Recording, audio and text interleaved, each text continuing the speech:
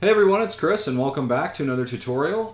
This will be a tutorial in the Tetris tutorial series because I had one of you request how to add the pause capability to the game.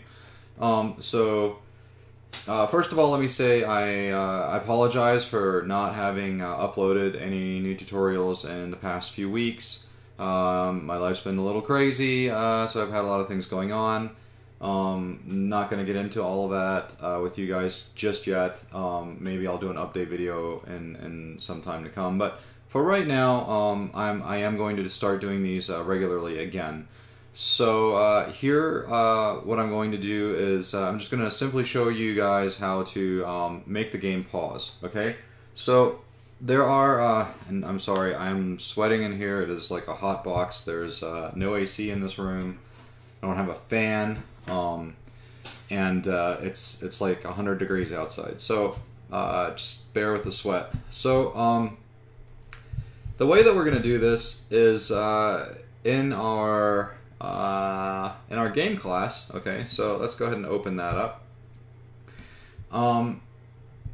We're checking for all the user input in the Tetramino class for each individual Tetramino, but honestly it makes more sense to put this in the game class, since this is a game-wide sort of thing, right? We want to pause the game. We don't want to just pause a Tetramino. So even though we could put it in the Tetramino class, it would make more sense to just put it in the game class, okay? So to simply pause the game, okay, so let's just do a very simple script that's just going to stop the game, okay? So here we're going to do, let's do this. Let's call a check user input method that we're going to need to create, and let's create the check user input method. Okay, alright, so you guys know how this works. This is the update method, gets called every frame, so this check user input method is called every frame. So from the check user input method, we want to check input dot get key, and we'll do get key up, and we'll check key code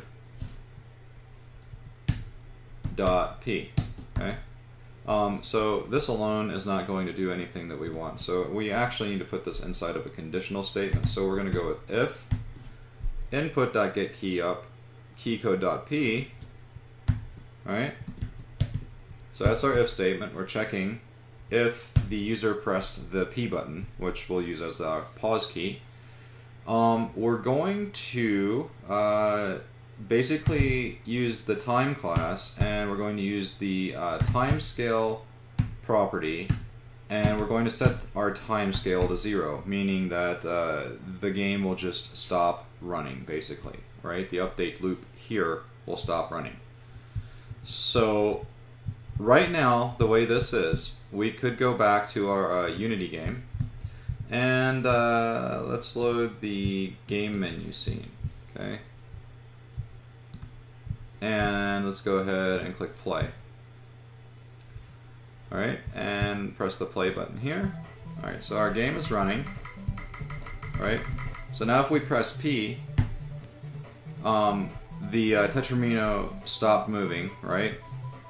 We can still move this like this manually, because the update loop in our Tetramino class that checks for input for the Tetramino is basically still running, so it's still checking user input for that. And if we press P again, it doesn't resume the game. Okay, so there's two problems already that we have to deal with. Okay, and these can easily be fixed, and the way we do this is we go back to mono-develop. And what we'll do here first is we'll check what our time scale is, right? So we can do if time.timescale equals, let's say it equals 1, okay? Then if it equals 1, then our game is playing, and we want to pause it. So instead of saying time.timescale equals 0 here, we're going to call a method, okay? So we're just going to call pause game, which we still need to create. Okay, and then we're going to do else. We want to resume game. which is also one that we still need to create. Alright, so let's get rid of this time.timescale here. Alright, so now we're going to create these two methods. Okay, we're going to create the pause game. And then we're going to go for the resume game. Okay, so we've got these two created. So then what we want to do in the pause game is exactly what we did before. We're going to do time.timescale equals 0. And then here we're going to set time.timescale equal to 1. So it'll either be 0 or 1. So now if we go back to our game, press play, and press the play button here. Now if we pause, the Tetramino will basically stay where it's at. We can still move it around because we haven't done anything with that yet. Okay, but if we press P again, the game will resume and the Tetramino continues to fall. Okay, so we've got that handled. We can now pause and resume our game. Okay, so now what we want to do is we want to make the Tetramino class aware of if the game is paused or not, so that when the game is paused, that update loop does not run the check user input method. Alright, so the way that we can do this is we can create a static integer, or let's create a static boolean. Alright, we'll just create it here. We'll make it public so that we can access it from outside the game script, and we'll make it a static, and we'll make it a boolean, and we'll call it is paused, and we'll set that to false initially. Okay, so then what we're going to do in our method here, in our pause game method, we're going to set is paused to true, and when we resume our game we're going to set is paused to false. Alright, so then in our Tetramino class, all we have to do is we have to go to our update method here, and right here, right before all this other stuff happens, we're just going to write if game, which is our game class, is paused, or here, we'll just do it this way. If not game.is paused, meaning that we are not paused here, then and only then do we want to check user input, update individual score, and update fall speed. So unless the game, or if the game is paused, we don't want to update these. If it isn't paused, then we do want to update these. Alright, so let's go back into our game here and check out what that looks like. Alright, so we click play, and we can move the piece. Now we press P, which pauses the game. Now the piece basically stays where it's at. We can't manipulate it in any way whatsoever. Press P, the piece begins to fall again, and we can rotate it, move it around. Press P, and we're paused. P, and we're stopped. Okay, so now we can go back to monodevelop, because there's also another thing that we want to do here, and that is we want to pause the music when we pause the game, right? So we'll do our audio source, right, which is a variable that we defined up here, I believe, audio source, our audio source, that's what plays our music. So audio source dot pause, and then here we do audio source dot play. Okay, so now that when we pause our game, oops, so we'll play, and we'll pause, and our game is paused, music is paused, we unpause. Alright, cool, right? So that works, everything works. So the game pauses and unpauses. So let's not call it unpause, let's call it resume. Okay, so the game pauses and it resumes, and which pauses the input controls, it pauses basically everything, including the music. So, you know, what's up pausing the game without like some kind of screen that shows that the game is actually paused, right? So We don't want to create another scene for this because we don't want to really switch scenes. We want to stay in the scene that we're in, but we just want to like overlay something on top of it to let the user know that the game is actually paused, right? So what better way to do that than to just go ahead and use another canvas, right? So we've got this canvas here in our, okay, we're in the wrong, we need to be in our level.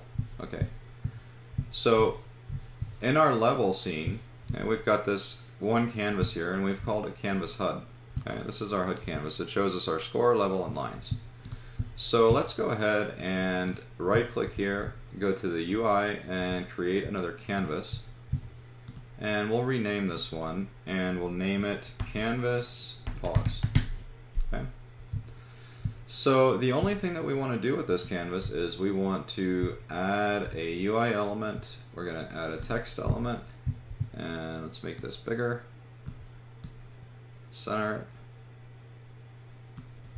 And let's make that font. Actually, let's go ahead and change the text to just say paused or whatever else you want. And we'll make the font a little bigger. We'll center it. Okay. So now we've got this. Now watch what happens when you press play.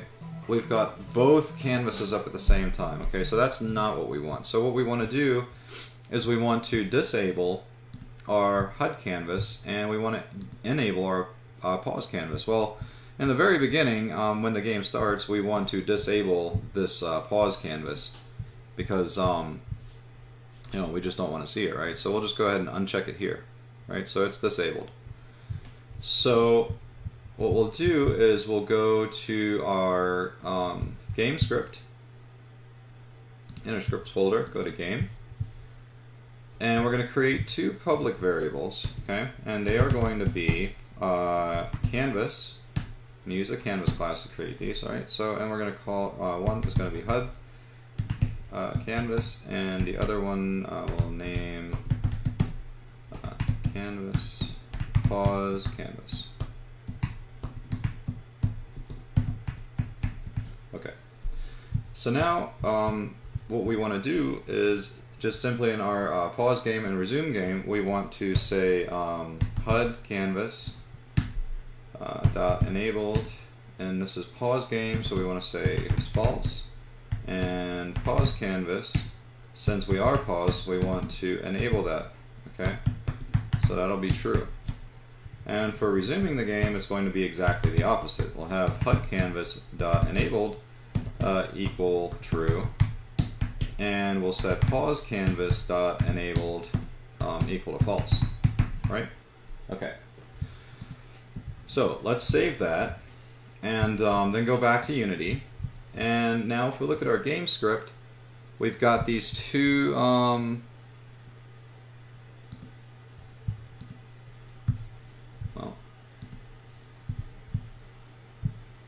yep, okay, so here they are. We've got HUD canvas and pause canvas. Okay, so we need to assign these. So we'll drag canvas HUD into HUD canvas and canvas pause into pause canvas. Okay. So now when we press play, the pause canvas is not anywhere in sight, but when we press P, okay, so that did not enable the pause canvas. And you know what we'll need to do here is, I think we disabled the game object instead of the canvas. Alright, so let's disable the canvas here. Okay, leave the actual game object enabled, but disable canvas. Alright, so let's press play again here. Alright, so pause is not there. We press P. Pause. Now it says paused across the screen. And the HUD canvas disappeared, so we press the P again, and the pause canvas disappears and the HUD canvas reappears. Okay, well that's great, but this still looks kind of lame, right? We can make this look better. This is not the best we can make this pause screen look. So let's make it look a little better, right? So let's unpause here, let's press stop. Okay, so Unity comes built in with a whole bunch of really cool image effects. Okay, so I'm going to show you these, and if you go to Assets and go to Import Package, and then go to Effects, you'll see that there's a whole list of effects. And we really only need to import image effects, but I'm going to just go ahead and import everything for simplicity. So once we've got everything imported, you'll notice that two folders are being created here. One is the editor folder and the other is the standard assets folder. Okay, and the editor folder are for basically files that have an impact on how the editor functions. So it's just special add-ons for the editor to manipulate the standard assets that we just added, mainly the image effects. So what we're going to do here, though, is we're going to concentrate on go into standard effects and then expand effects, and then let's go into image effects and then in scripts. Now these are all the different image effects that we can use. Okay, and the way that these are used is these are applied to the to any of the cameras of the games. Now we only have one camera, and that's pointed at our scene here, at our canvas and our grid and everything else. So the camera is where you're going to add that image effect component, right? So what we're going to do here is we're just going to take this blur image effect and we're going to drag it over here to the camera. Okay, so now I'm going to show you what this looks like. Let's go ahead and set this to a 5. I'm going to show you what this looks like when we just go ahead and press play, just the way things are. Okay. Alright, you see how everything is blurred? Okay, so we don't want this in-game, right? But we want to do this kind of an effect when we pause the game. So we're going to go ahead and disable the blur script. Now when we press play, it does not apply that blur script, right? So the way that we apply the blur script, we have to, in our game script, let's see here, let's go back to scripts and open up game. We have to actually manipulate that blur component, and we have to tell Unity has to know that we want to manipulate the blur component, and Unity doesn't really know the namespace that we're going to be dealing with. And just so that you know, when I say namespace, I'm talking about here. I'll show you. If we go into the standard assets folder and go into that scripts folder again, and look at our blur script, okay. If you'll look up here, it'll say namespace Unity standard assets dot image effects. Okay, so in order to use this particular class, in order to call this class, you have to be able to work within this namespace specifically.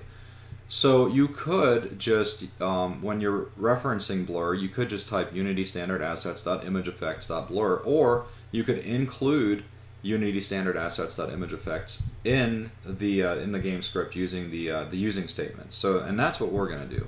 Okay, we're going to in the top here at line 4, we're going to type using Unity standard assets dot image effects. Okay, so now that we have that, we can manipulate the blur class, and the blur class is a component of our main camera.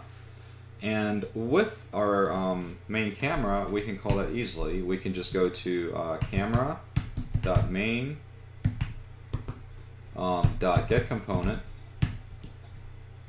and we're going to get the blur component, and we're just going to set enabled to true for when the game is paused. And then we're going to copy and paste that so we don't have to type it all again. And we're going to change it to false here. Okay.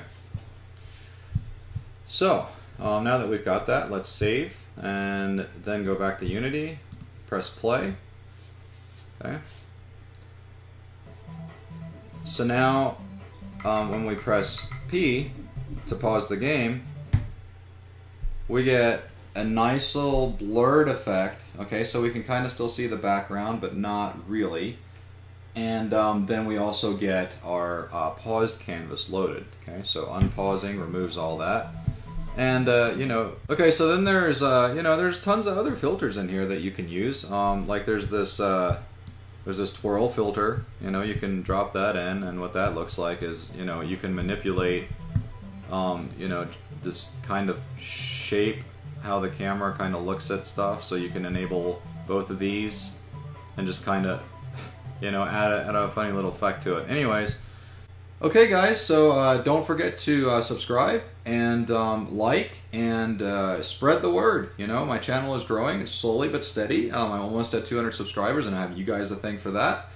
Stay tuned for more tutorials, and I'll see you guys soon.